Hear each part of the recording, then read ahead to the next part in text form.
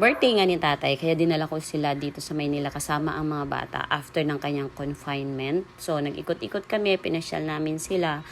At sa birthday niya mismo ay nag-dinner kami sa may Mall of Asia, sa may SM by the Bay. At nang kumakain na kami, ang sabi niya, sana nagbangka tayo. So, pumunta kami after namin kumain. Kaya lang, gabi na, so sarado na siya.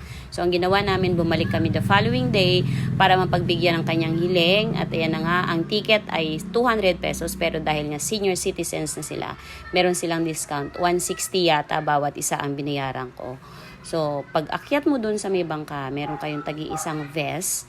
At mula doon sa Pampang, sa may Mall of Asia, ay iikot kayo mula doon hanggang sa may Okada. Dadaanan nyo yung Soler. And then pagdating sa may Okada, pwede kayo mag-picture-picture. So nagstay saglit yung bangka doon para makapag-picture lahat ng kanilang mga guests.